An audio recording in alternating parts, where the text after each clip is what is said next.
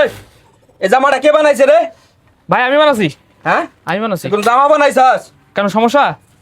সমস্যা না হলে তোর কাছে আইছি আমি। কি কোন ভাই, এই কত সুন্দর জামা দেখেন না, ফুল ডিজাইন কত সুন্দর করে বানাচ্ছি। দেখছেন কাঠটা, দেখছেন কত সুন্দর, কোনো সমস্যা তো নাই। এ পারফেক্ট, কত সুন্দর ডিজাইনটা দেখছেন। আমি কি তোর কাপড়ের সমস্যার কথা কইছি? কি সমস্যা তাহলে? আরে ভাই কি হইছে?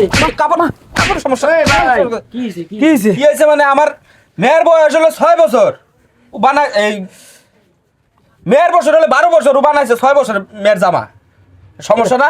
তুমি এটা কি বানাইছো? হ্যাঁ না আমি ঠিকই বানাইছি, মা বাবা যেটা দেয় আমি এটা বানাচ্ছি। আমি তোর কে মাপ দিছে? আপনি মাপ দিছেন?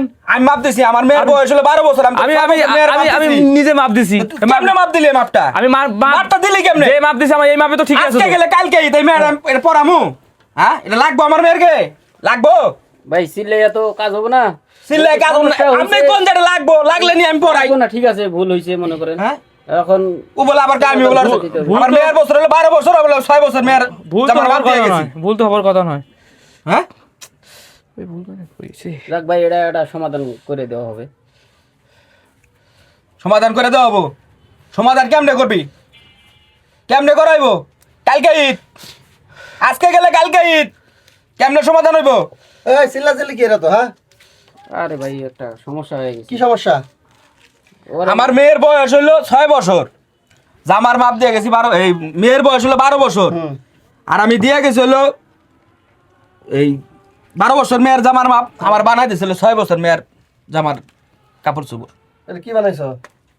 হ্যাঁ কি করবেন কোন? আজকে গেলে কালকে ঈদ, কি কালকে করবেন ঈদ, কোন? সময় হতো না, কি করবা তুমি? তোমরা যখন কাজ করো তোমরা দেখে শুনে কাজ করবা না? কাজ থাকে তাই বলে তাড়াহুড়া করে মাথা নষ্ট করে কাজ করা যাইবো? আর এই লোকটা কি করবো?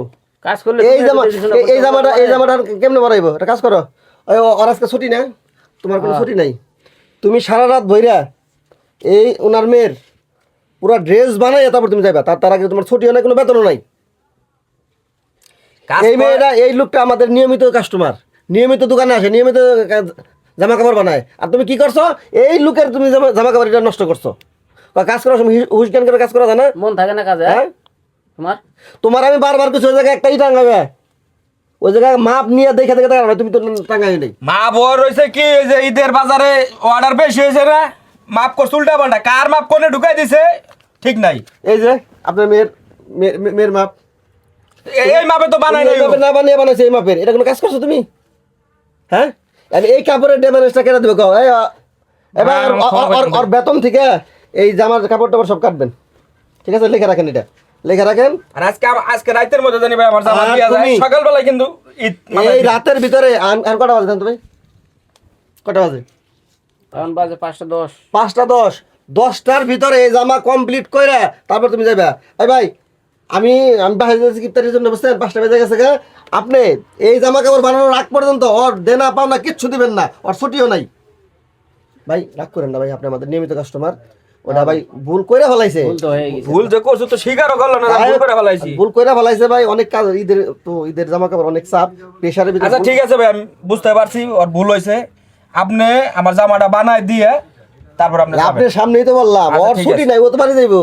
আচ্ছা, ওর ঠিক আছে। ছুটি নাই, ও ডাইরেক্ট বানিয়ে দিয়ে তারপর বাড়ি যাবে। যাও কাজ করো, কাজ করো, কাজ করো, কাজ করো। ভাই গেলাম। হ্যাঁ, যাও, যাও।